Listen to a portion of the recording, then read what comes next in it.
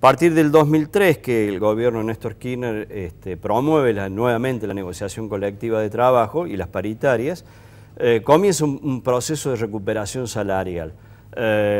Hubo un crecimiento del poder real de los salarios, y si uno compara los salarios de la actividad privada a cómo terminan a fines del año pasado, hubo un crecimiento inclusive mayor que la inflación. Esto es reconocido por todos los economistas, por todos los sectores. Yo estoy de acuerdo, salvo 2014, que fue un año complicado, 2013, de una devaluación, digamos. Sí, pero en general la mayoría de las paritarias fueron superiores a la inflación anual, que fue importante la inflación, esto debemos reconocerlo, ¿no?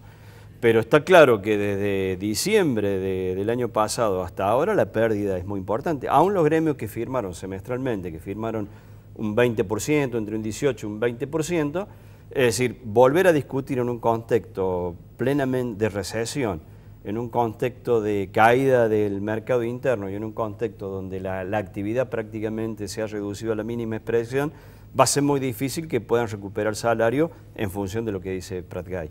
Y la mayoría de las organizaciones gremiales han firmado acuerdos salariales que están entre el 30 y el 32%, con una inflación del 38 al 40%. Es imposible lo que dice Prat-Gay, está viendo otro país. ¿Y de cuántos puntos estamos hablando? Estamos hablando de los trabajadores formalizados, ¿no? Evidentemente que los más castigados han sido los otros, que venían de antes. El 40% de la población, por eso le digo. El asunto es que... porque equivoca el tema de los números y hacer aritmética permanentemente. Hay que crear trabajo, le insisto en esto. A nadie le sirve decir mi sueldo está por debajo del aumento inflacionario, soy un trabajador formal y resulta que hay un 40% que vive del rebusque, por así decirlo, y que no tiene ninguna posibilidad de discusión. Por supuesto que le sirve al trabajador formalizado y hay que incluir. Al 40% de la población económicamente activa, esto no se cuenta, esto no le interesa. El que vive de la changa diaria no es el problema. Sí, cada vez tiene que haber más trabajadores. Hay que invertir la cosa. Ahora, yo quiero no la discusión sobre la nada, sobre la falta de producción, la falta de generación de empleo, que es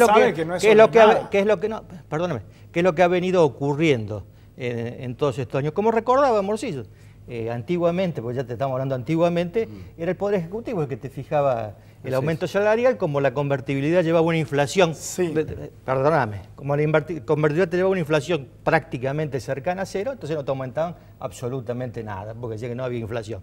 En realidad lo que había era destrucción de empleo permanente. Después se abre la paritaria libremente, esto no se cercenó, pese a los agoreros que decían que no podía seguir en el actual gobierno la negociación directa entre sindicatos y cámaras empresariales, continúa y no hay ninguna previsión que sea en contrario, y, como bien te digo, toda esa destrucción de empleo lleva a que, dice todo seriamente, opinión así, el 40% de la población, este esquema le dejó de interesar. Sí, a ver, ahora déjeme a mí, por favor. Esa población se ha visto castigada, durante todos estos meses se ha visto más castigada. Durante todos estos años. Está bien. Y donde ha crecido. Toda esa población. ¿Me deja terminar a mí? Déjame que termine a mí. No, porque vos me haces un discurso ya prefijado. Entonces, no hay manera de... Yo primero le quería hacer una pregunta. No hay manera de hablar así. Si la miseria y la informalidad ha crecido tanto, bueno, la primera tarea es ataquemos ese punto. Especialmente, por ejemplo, en el sindicato de la alimentación. Sí, pero no me está dejando preguntarle. Déjeme que le formule la pregunta. Déjeme que le formule la pregunta porque yo quiero saber. Hay alguna posibilidad. Yo lo que quiero preguntar a los dos es ¿cuánto creen que se perdió de salario real? Porque digo, aquellas personas que están en el trabajo informal, evidentemente que están viviendo un momento malo. Ahora, aquellos que tienen trabajo y ven que compra menos comida, por ejemplo, ¿cuántos puntos ha perdido para usted el salario real? La discusión, que quizás Martín dice que es una cuestión aritmética, el problema es que mientras creció el salario real, la economía informal también crecía en su poder adquisitivo, porque mucha de esa economía informal, no justifico la economía informal, tiene que haber trabajo en blanco y trabajo genuino, obviamente, ¿no? Esto está claro, partimos de esa premisa básica. Pero mientras crecía el salario y crecía el poder adquisitivo y había un mercado interno que demandaba, esa economía informal también crecía en su salario. Esta vez está mucho más castigada, obviamente.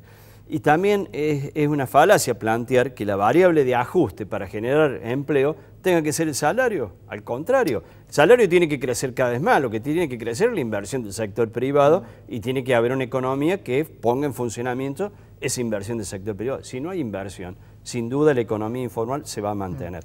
Pero no tiene que ser a costa del salario, porque si no caemos en una cuestión de que tenemos, como lo están planteando hoy las principales cámaras empresarias, lo están planteando los principales abogados laboralistas que representan a las cámaras empresarias, planteando y la Unión Industrial, es decir, muchos sectores que están planteando concretamente que el salario en la Argentina tiene que bajar, porque tiene que ser competitivo con salarios de 300, 400 dólares de la región. Es una falacia total esto. Es realmente hacerle pagar a los trabajadores un ajuste que lo tendrían que hacer los sectores privados de la economía, ¿no? Ya le dejo que conteste, pero lo de los puntos. Sí. Quiero que me contesten lo de los puntos. No estamos jugando al truco. No es una chicana porque usted le está faltando el respeto a un montón de gente coincidimos que ha perdido absolutamente. mucho poder adquisitivo. Absolutamente Martínez, coincido con todo lo que ha dicho Morcillo, absolutamente.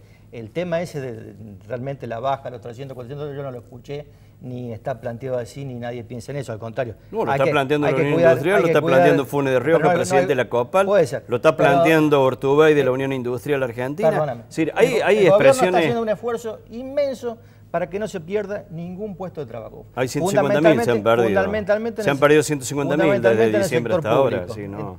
Fundamentalmente en el sector público. 70.000 del sector público. No, que no se pierda absolutamente nada. No. De todo lo demás que vos dijiste, pero totalmente pero me acuerdo, parece que inversión, está empleo, bien. Supongamos que esa es la intención, social, supongamos que esa es la intención del gobierno. Ahora, en los hechos, la intención no tiene nada que ver con los hechos. Se perdieron 150.000 puestos de trabajo. Dato oficial, el INDEC lo publicó la semana pasada. Tome los trabajos registrados que toma el Ministerio de Trabajo en función de las DJ que tiene que hacer el sector privado y el sector público, que son los trabajadores formales que están en el sistema formal, se han perdido 150.000 puestos de trabajo. Es decir, pero más allá de las fuentes, el tema concreto es que no se puede tomar como variable de ajuste para que haya inversión o para que haya trabajo en blanco el salario. El salario tiene que crecer, Lo que estamos viendo es que hay una clara ofensiva de los sectores más concentrados de la economía de plantear al salario como la variable de ajuste para resolver el tema inflacionario y para resolver el tema del empleo. Y esto es todo lo contrario, el salario tiene que seguir creciendo. Bueno, yo insisto que uno de los grandes problemas es la pérdida de salario real, porque digo, aquellos que tienen menos y en estos espalda, 6 meses se han perdido 6 puntos. En estos 6 meses ya se han perdido entre 6, 8 y 10 puntos. Pero esto es así, matemáticamente es así. Si hay gremios que han firmado un 20% por el primer semestre y la inflación del primer semestre ya está casi entre el 27 y el 28%, hay una pérdida real de 7-8 puntos. Bueno, ya seguimos charlando con Martínez y con Morcillo, pero creo que habló de Mendiguren anoche y se refirió a la economía y en este caso a la industria también, Juli. Así es, vamos a escuchar lo que decía el diputado del Frente Renovador, que fue muy crítico, sí, con las medidas económicas impulsadas por el gobierno nacional, sí, según él, sí, de una crisis sale con la expansión económica, ya que con el achicamiento cae la recaudación, por ende caen los salarios. Y además dijo que él no ve una actitud de expansión económica con Mauricio Macri. Lo vemos. Uno cuando tiene un problema de tarifas, hay dos cosas que fijan la tarifa: el precio y la duración de los contratos, ¿no? Con la concesión. Uno puede hacer dos cosas: o me concentro solo en aumentar los precios, o me siento con la concesionaria y le diga, señor, le doy 5 años más de contrato, donde él puede prorrogar y puede amortizar en el tiempo los aumentos, y los aumentos los voy haciendo de forma paulatina mientras se va produciendo la reactivación económica. Porque para una pyme no es lo mismo que le aumentes cuando empezó a crecer y vuelve a generar empleo y vuelve a generar facturación que en el otro momento. Porque hoy cuando también escucho las palabras del presidente diciendo que nos abriguemos en casa, parece que la solución de Argentina es achicarnos. De las crisis se sale expandiéndose. Y yo lo que no veo hoy es esa actitud de expandir la economía. Grecia nos lleva de ajuste en ajuste hace 5 años. Lo único que creció es la tensión social. Entonces, si todo es menos, va a ser menos la recaudación, menos el empleo, menos el salario. Bueno, ¿qué opinión tiene Martínez respecto de los dichos de yo nunca, a este señor de Mendiguren, es un hombre no industrial, está con Massa, ¿no es cierto? Yo nunca lo vi expandir nada, realmente. De la Unión Industrial y es diputado, claro. Sí, de Massa, nunca lo vi en la historia reciente que desarrollara nada, por lo menos que se sepa, no lo conozco. ¿Que desarrollara nada en qué sentido? Habla de expandir, de su industria, de crear puestos de trabajo, de tarifas, del modo que se deben cobrar, de alargar los contratos y que las tarifas aumenten poco. Nunca lo vi hacer absolutamente nada de eso. Creo que estuvo muy poco en un gobierno en el terreno de Duhalde, según creo recordar. A lo que veo es lo siguiente.